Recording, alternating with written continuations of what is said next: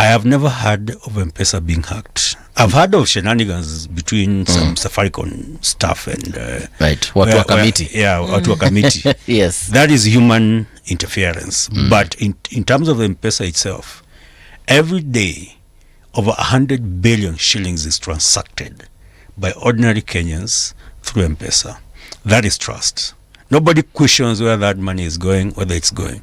Now, with that technology, we can actually integrate voting whereby you're registered with your ID and your SIM card, because all SIM cards are legally registered. And if we say every person in Kenya who's a registered voter has to have a registered SIM card, let me tell you, in 5 minutes, you conduct an election, and we will know the results by the 10th minute. You said it's for from every where? Position. You said it's from where? No, blockchain is just technology. Yeah. It's just like with your phone. Yes. In your house or wherever you are, whether you're working here or in the if we say the voting period is between 8 a.m. and 5 p.m. Actually, we would even say it's 1 hour. Okay? Yeah. But to give people time, we say in the next 3 hours, make your vote wherever you are, whether you're traveling in a bus or wherever. On your phone, you go the same way you do M-Pesa. You get the menu, you vote for your candidates from MCA to women rep to governor to wherever. You don't even need to go to your county. Now, there's something called electoral interference. Rigging elections is not just a matter of stuffing ballot boxes. Sure. It's part of it is making it hard for people to vote. The people you don't want to vote. So we've seen people being moved from one constituency to another. We've seen dates since Moi's time being put on during Christmas when people have already traveled to shags, yet they registered in towns or in urban centers to make sure that they can't. It becomes expensive for them to go and vote. That is what electoral interference is all about.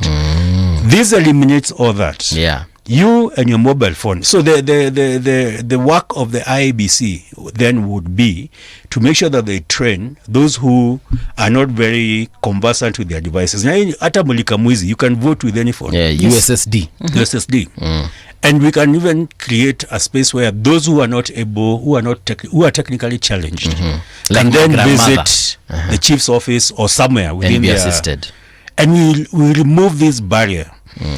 Russia, with its population, Brazil with its population, India with 1.4 billion, I think over 400 million registered voters. Actually, Oswago has told us 900 million registered voters. The election takes 1 hour.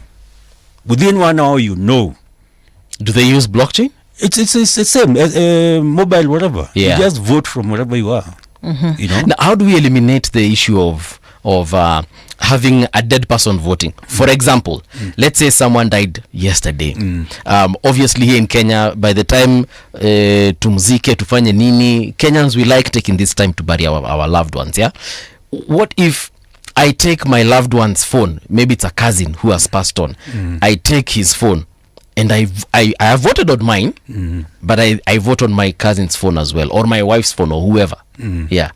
So Huduma number, the original Huduma number, the proposal that was given to government before it was hijacked by people, entrepreneurs, which is a story in itself. Yeah. The original proposal was a system where you have one number for every Kenyan. This number, usually it's given at birth, and that number becomes your ID number, becomes your birth certificate number, becomes your ID number, becomes your index number when you're in high school. My PIN number, PIN number, everything. When you die, that number is retired. And that will happen where if you die in a hospital or wherever you die, immediately is registered. So that nobody, IEBC will not need to register voters. Once you legally you attain a certain age, you're eligible. You're now a voter. You're a voter. You don't need to. All these things of registering voters for people who already have IDs. Again, it's a way of creating that interference you're talking about. And different tracing some people. Okay. To make sure that. So what Kenya does is that we have an ID database, we have a school database, we have a death database, we have a KRA database. All these databases need to be one. But the reason they are separate is because each database is a source of revenue for some cartel. Okay. Yeah. Okay, because of the corrupt nature of this country. So remember last time we talked about extraction. So all those databases are extraction points for some cartels. Okay. That's why it's very hard to do, even for the we have very good civil servants in this country, but they are not able to do their job because other interests, political interests. If you look at the cost of elections in Kenya, I think Oswago might have talked about that, is because of the people who are benefiting from that tendering process. It's not about making sure that the elections are free and fair. Okay. It's about how much, what percentage will I get when you buy Kim kits? Who are we appointing to be the IEBC chair? Because there's so much money being spent on election, their mandate is to steal a certain percentage of that money to help the current regime you go and bribe voters in the next election. So from that point of view, no, it's what it is. Okay. It's what it is. This is Kenya. Yeah.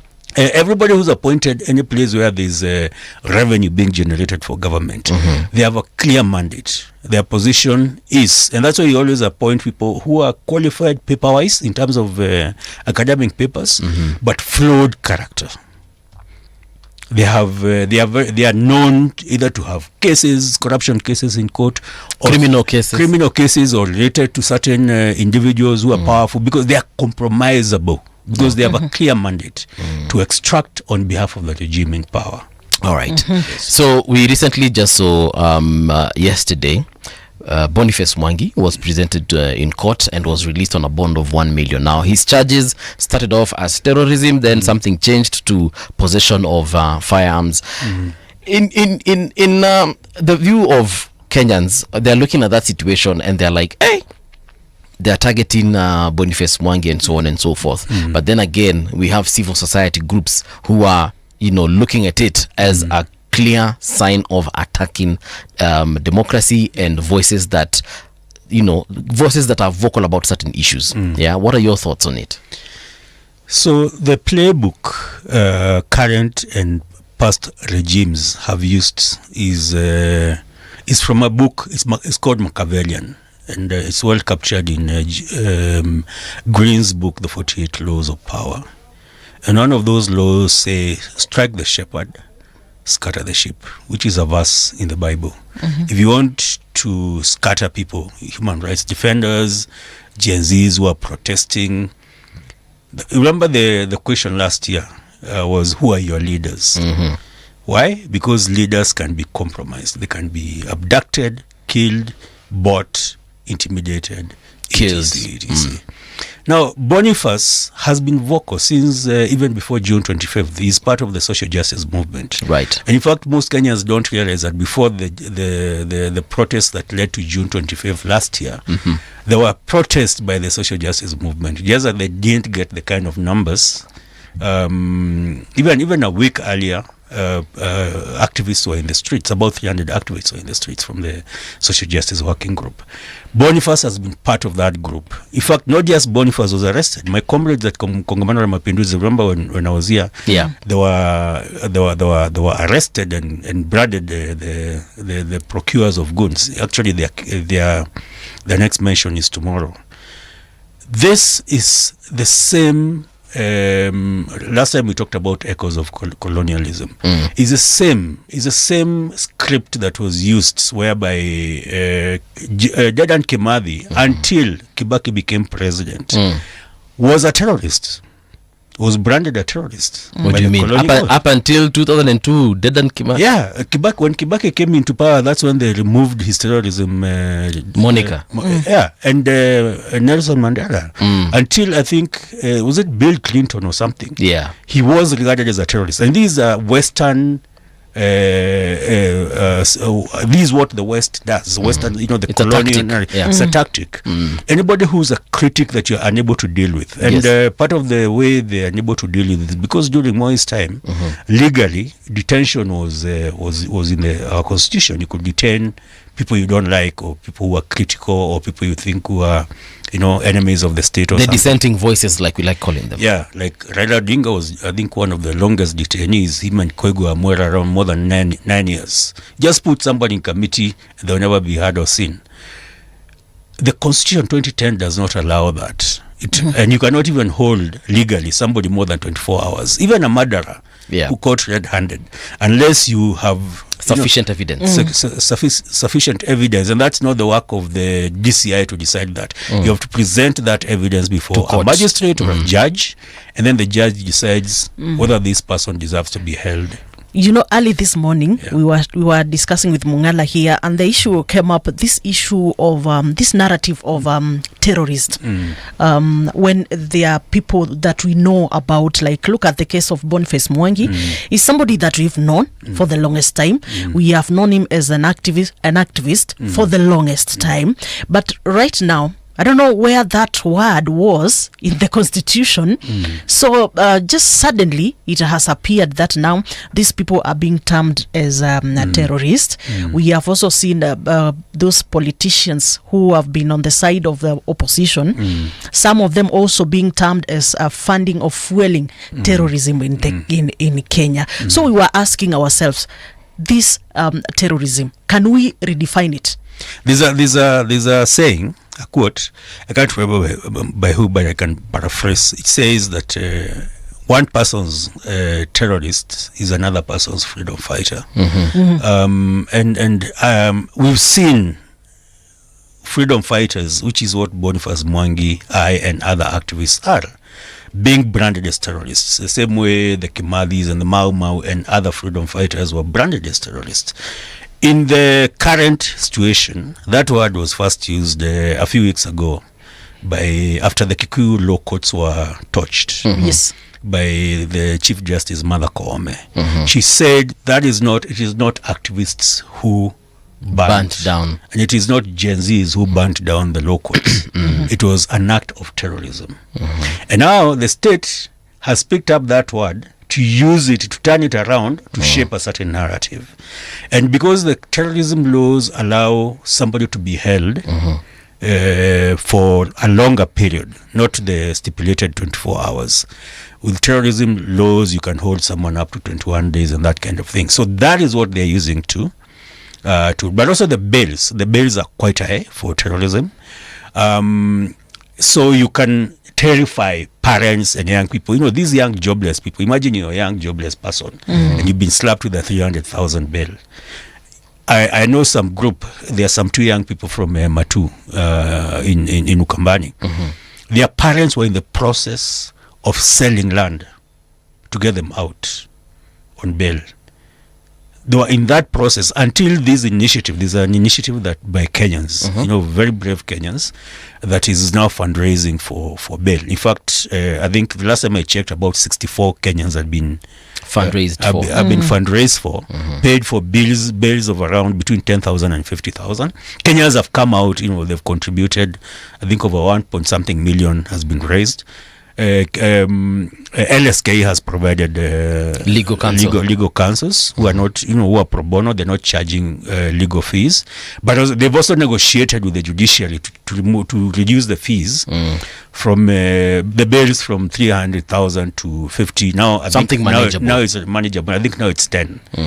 And all these young people who are being branded terrorists are just active citizens as per Article 1 of the Constitution. Whereby we the people give ourselves this Constitution, and but also the Bill of Rights allows you to hold leadership to account. But then you have a leadership that does not want to be accountable.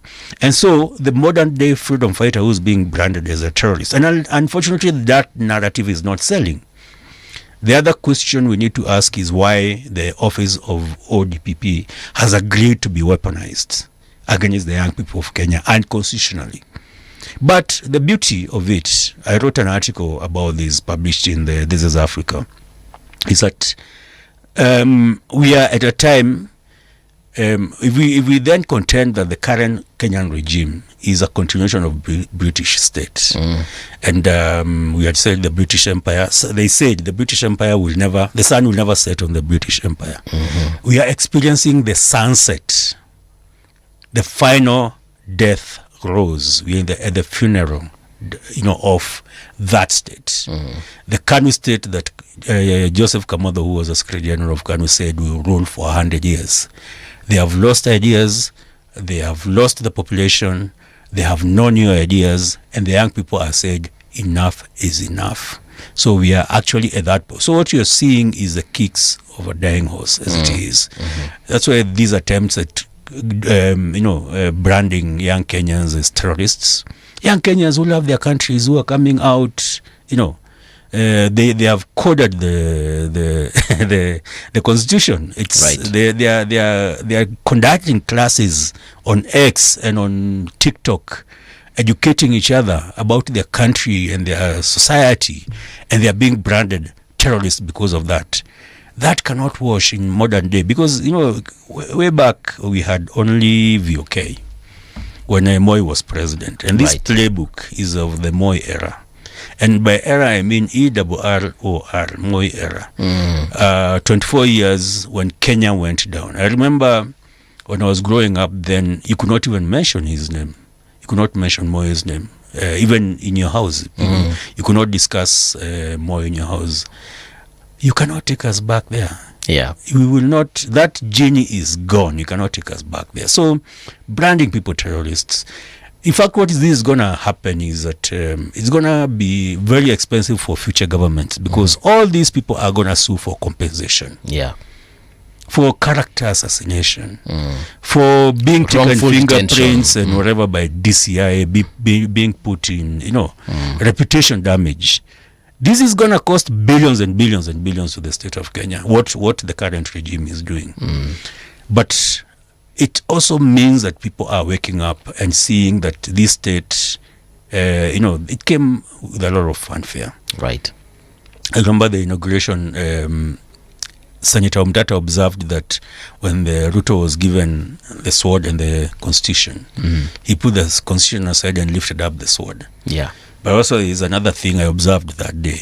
I don't know whether many people did. If you look at the presidents who were invited for that inauguration, there was a characteristic of those presidents, and there was a message being sent, because these are presidents who have refused, African presidents who have refused to leave power. The Congolese, Ngweso, Kagame, Museveni, others. So I think the president was sending a message, and I commented about it. But unfortunately, these are very different countries. This is not Kenya of the 90s. This is a very different Kenya with at least one thing the regime has done well. The previous regimes have done well is educate Kenyans to the point where they cannot be contained. They cannot be put in a bottle and told to just shut up. So here's a situation we are looking at then. If they're going for what I consider Boniface Mwangi a bigwig when it comes to activism. So if they can do this to Boni, what about the guys pale kwa mtaa when they want to get out there and just have their voices heard? They'll look at this situation and they'll be like, manze kama wamedu hivi Boni, sasa mimi je. That's actually the intention. That's why I talked about that quote of strike the shepherd to scatter the sheep. So if you let's say someone is grazing sheep and you're the shepherd there, if a lion comes for you and attacks you, those sheep will scatter, because there's nobody to give them guidance and leadership. So the arrest of prominent activists like members of Kongamano, Mapinduzi, Boniface and others is supposed to scare the young people. And in fact, if you look at the abductions that have happened since June 25th last year, it is not activists who've been abducted, because they are part of movements. It is the individual Kenyans, young Kenyans, who are coming up and standing up and speaking up, who are not, so that they don't get organized, because they were mobilized to come out, but they were not organized as part of an organization structure with leadership and that kind of thing. So to try and prevent that, they were being picked up and disappeared.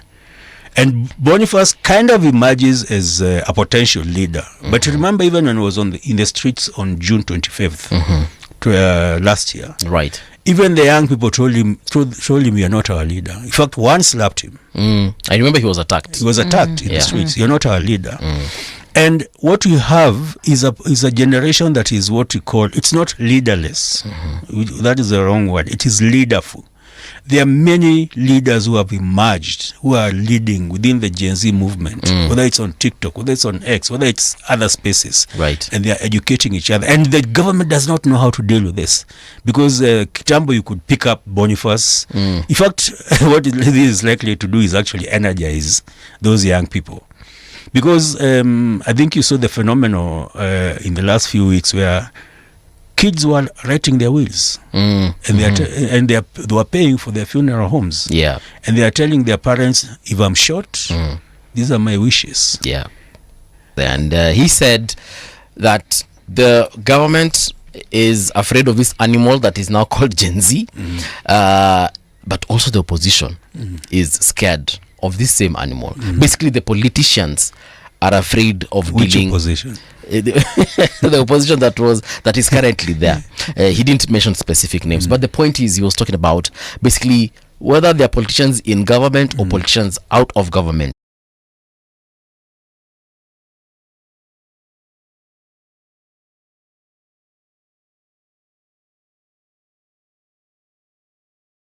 Which opposition is that there's no opposition. There's no difference between the people coalescing around Matiang'i and Kalonzo and Rigathi Gachagua and the people with Ruto. They are the same guys. With Raila and all. They are the same. That's when I talked about KANU. This is a sunset of the KANU regime. They are all KANU. They will not see 100 years. Yeah. So they cannot imagine. The organizing is going on. It's just not in their way, because to them organizing is, can they join DCP? Can they join? In fact, KANU. There's been an attempt to, for example, all these charges you line themselves, Kalonzo, DCP, Martha Karua, Natembea, and who else? And a couple of others I'm forgetting right now. So if these individuals come together the way they have come together, are they offering any solutions, or Gen Z wanataka nani? Because at the end of the day, someone needs to be elected in 2027. Part of the challenge Kenyans are having, and especially when you look at the legacy politicians, is the inability, is a crisis of imagination. We normally use this example. If you're going to hire house help in your house, you use a very strict criteria of choosing them, because it's someone who you're going to trust with your house, with your kids, with whatever your possessions food that are within that house, your food, someone who's going to sleep in your house, who's a stranger who has come in. So you're very meticulous in terms of selecting them and the questions that you ask. Then when it comes to politicians, we use no criteria. Mostly we just see them come with flashy cars and dish out cash, and then you say, we want your kiongozi. Then you entrust them with the resources of an entire nation. Now that is what is changing. Okay? And it's not that there are no leaders who can run this country better. There are people here, professionals, who are running multi-billion shillings companies like Safaricom. The revenue of Safaricom is over 100 billion a year. Just one company. We have other multinationals. Those people who are leading them are leaders. We have other organizations, NGOs. We have religious organizations that are very well run, doing great things in this country. We have CBOs. We have, name it. We are not short of leaders. What we are short of is politicians. Now, the political class has created a scenario whereby we think this country cannot run without them. But they're just a few. There are less than 500 politicians, actually, when you think about it, in a country of 55 million people. That's 0.000 something percent. But they've been able to use the media, use the money that they loot to create this bigger-than-life persona. And this is what is crumbling as we speak. That's why even Jubilee does not know which way to go. That's why most of these political parties have no solution. So leaders emerge when a situation happens. And I know you want to ask a question. It is Charles Jonjo, who was a KANU guy, who said that politics is dirty. Now, that narrative has been repeated so many times that a lot of people who could make good leaders in the political space have refused to go in because they don't want to be dirtied. They have reputations, they have values that they care about, and they don't want to roll in the mud with these metaphorical pigs. Because when you roll in the mud with a pig, nobody can tell the difference. You'll all get muddy.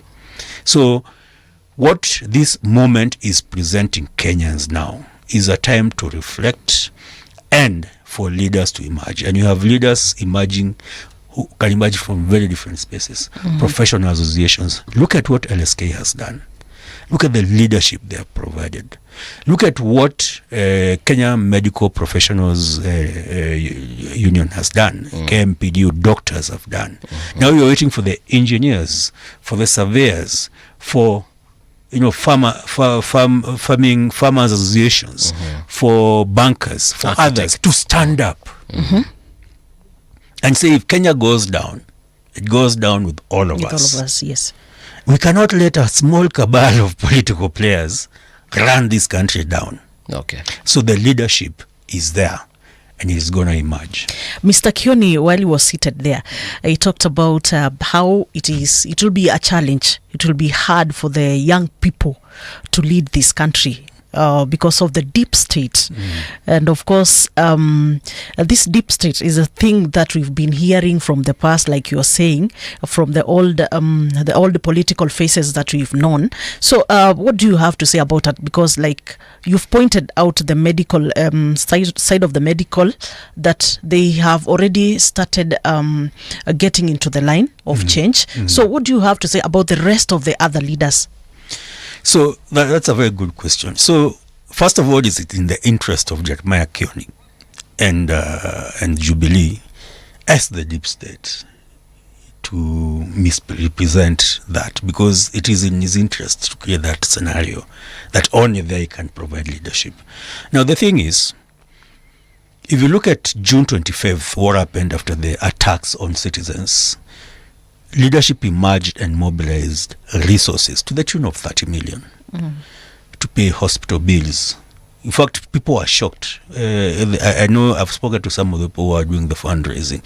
They were shocked at how affordable it is to treat some of these things. People had gunshot wounds. People had, crazy, broken limbs and that kind of thing. And that 30,000 was able to cater for all these people from across the country, including funerals and that kind of thing. Imagine 30 million shillings in a sector where we allocate over 200 billion in healthcare and Kenyans don't get healthcare. So people are like, oh, you mean these guys are looting this much? And if you look at what the government did at that time, they tried to pass legislation to limit public fundraising. Why? Because the minute citizens can fundraise from among themselves for their own civic actions, it becomes an existential threat to the regime. So they have to clamp down on fundraising. Look at the attacks on Hanifa. Okay? Look at the attacks on when Baba Albert Ojwang, when the public fundraised. That money was, I think there was a hack and 40 million disappeared. Why? Because this is a threat. Baba Boniface Kariuki, the mother was crying that money has disappeared. Where do you think that money is going? I'd like to put, I have no evidence, but I'd like to put to you that the state is involved in trying to create disconnect. When we fundraised for the bail, in the last 1 week we've been fundraising for bail for the young people. Even Kindiki himself, the deputy president, castigated us. Can you imagine what is wrong with fundraising to help young people? We are fundraising for terrorists. That's the language he used. Okay.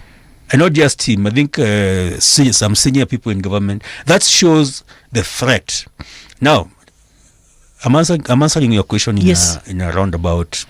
What is emerging now is that the Gen Z do not need a politician who has looted the economy to come and dish out money to provide leadership.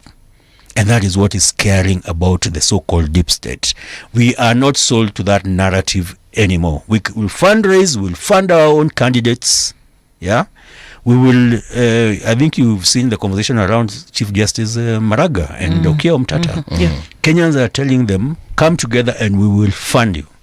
I remember being involved in one of the first online fundraising initiatives, Kenyans for Kenyans. It was many Kenyan organizations came together around. There was a famine in I remember the Turkana situation. Turkana, and 750 million was raised through M-Pesa, through 10 shillings, 20 shillings, and that kind of thing. And that also, went through the way it went, because again, it could not be let to succeed, because then it's a threat. Because then, if you can fundraise among yourselves, then you don't need Mheshimiwa to come and bring you handouts. Then the Mheshimiwa is rendered useless. And that is a threat to the so-called deep state. But look at how we deal with our issues as Kenyans. I'm sure you guys belong to chamas, whether it's investments, whether it's chama for just buying a family house, a carpet, or utensils, or that kind of thing. It is African. That is what is called African socialism. We come together, we pool resources, we handle our issues. Hospital bills, school fees for kids, sending our kids to go and study in the US. That is the nature of the Kenyan state. Hii ingine ya sijui harambe za politician, it is a strange thing. And that's why it's even been banned constitutionally. Right. So, what they are scared of is Gen Z succeeding in getting to a point where, remember the scenario when we were starting, I talked about this election where you just give boxes to somebody and they conduct an election. We don't need to bring, I don't know how many billions to allocate to do that, because you've restored trust. That is what they are scared, because then their power is about money. And when money is removed from the equation, when anybody can be a leader, then they will have leaders that are not controllable by the status quo or by the so-called deep state. And it's that point that is scaring. Right now, when I talked about there's no opposition, is that all of them are together. I have a theory that Rigiji has been created by the state, okay? Because Raila has gotten tired. He's aged, he's old, he's losing cognition and that kind of thing. So the state needs a binary. What is a binary? Like there are two sides. An antagonist and a protagonist. Yeah. You're either with us or against us. And so you create that scenario. And then when you do that, you block the chances of any other people emerging into leadership position. That's a very deep conspiracy. Yes? Yeah. So they always it's there. If you study political science, it's there. In fact, it's that thing of creating an enemy. If you remember last time we talked about the Westphalian state, that you have to create an enemy. It's political science. And then you use that enemy. Now you tell the people, I'm the one who's going to help you defeat that enemy. And if you in the Westphalian state, if you don't have a protagonist, then you cannot create emotion and euphoria against. So Raila has been that demagogue, that Jitu, that Muganga, that Dimoni. And he's played that game very well. Every time he creates an election, then the state continues, the KANU continues, and he gets people anasema anapata handcheck, he gets his check. But now, after June 25th, the situation changed. He came on board, and he could not control this thing. He could not control the Gen Zs. They can see through him. They have done political science. They can see the game. So, the theory is, now the conspiracy is this, that the whatever, because Ruto is a political, you can say he's a professor of politics. He's extremely adept at politics. He might not be able to run a country, but he knows how to play politics. So, to avoid these leaders emerging, he created the leader. He tried it with Kalonzo, but Kalonzo is there deflated and that kind of thing. He tried. That's what NADCO was about. It's about creating now the person to succeed. Right? But Kalonzo could not. Remember also at that time, Ligiji was trying to gain ground in Mount Kenya. Nobody cared about him in Mount Kenya. Right. Until after the Impeachment. The impeachment. All of a sudden now he's become a force, and he's the one saying Kasongo this, Kasongo that. The conspiracy theory is that he's actually a creation of Kasongo to make sure that there are no other leaders emerging who might be a surprise, because he's a known quality. He's been with Kasongo since the student leadership days in University of Nairobi. Okay. They've worked together. He's worked in government. He's a state project. That is the conspiracy theory. Yeah. Wow. It's a funny one. Hizo ndi zile story mnaonanga kwa movies. Unabaki umefungwa tu wacho hapo. So yeah. So in terms of democracy then, what are we saying? Because clearly if what you're saying, and I let me live in a world where what you're saying is true, then does democracy exist? Democracy exists. We wouldn't be calling young people terrorists if we didn't have democracy. Because what that points to is a state, a regime that is clueless in terms of how to offer solutions to the young people. And then is not able to apply the constitution, implement the constitution to make sure that the country becomes productive, because it's a democratic country and you cannot get away with dictatorship. So what do? You call people terrorists. That actually is the biggest sign that we have democracy. And the fact that despite all that repression, Kenyans, young Kenyans, now even older Kenyans are coming out, are speaking out, are coming together. Yeah. That is democracy. And democracy is a contested space. It's something, it's not like a pill you swallow and then now you're democratic. Look at the US, the regression that has happened. Now, I think the average US citizen knows that the Senate and the what is it Congress called? The Congress are not serving their interests. They're serving the interest of the billionaire class. So every other time, societies have to reinvent themselves. But also crucially, remember the conversation we started was, echoes of colonialism, is that this state was not ours. We did not create it. We started creating our state by passing the 2010 constitution, which is the one that has been resisted by the regime, which is one they don't know how to deal with because their modus operandi is a colonial one. So actually what you're going through are the birth pain, the labor pains of democracy. Okay? And it is now clear for everybody to see that these guys in power, even the so-called opposition, have nothing to offer Kenya. Kenya and the population, which is 75% under 35, have moved on. And they're asking for things these guys don't even have any idea. And the way people who've surrounded, just look at the circus. The president's PA goes to Lamu, a very conservative Muslim community, and he's parading Sabina Chege there and telling us her to shake her butt. That is the PA, the first assistant to the president of Kenya. And then you see women, KK women, with this narrative of the sexualization of politics.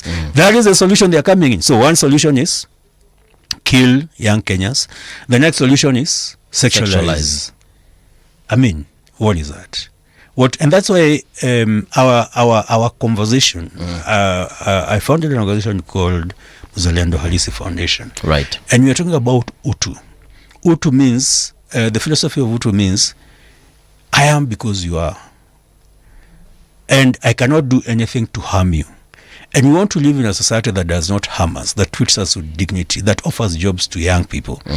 And we are saying, through this philosophy, you as a citizen can ask your pastor or your imam, or if you're religious. If you are not religious, you can have this philosophy as your guiding light. You can say that our leaders must have Utu. Okay. They cannot order police to shoot our legs or to shoot wherever. Like, what kind of thinking goes into the fact that if you're shot in the leg, you won't die?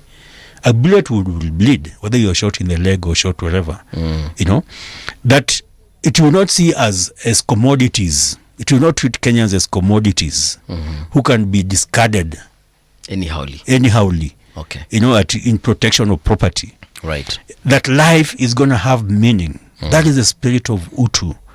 And we are asking our leaders to rediscover their Utu. And by leaders, I mean religious leaders, civil society leaders, business leaders, political leaders, all leaders in all spaces. Can they rediscover their humanity?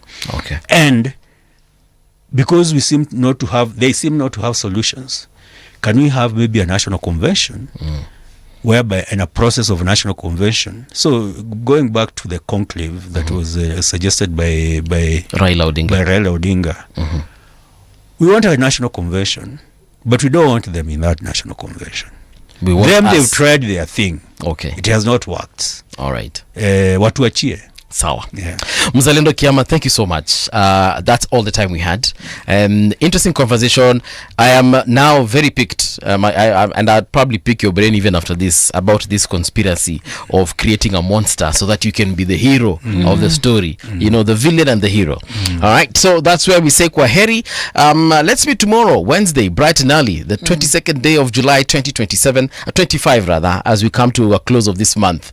Yeah, conversations that definitely are shaping Kenya, making it better than it was the day before. I'll see you. Yeah, stay safe. Until tomorrow, it's been real.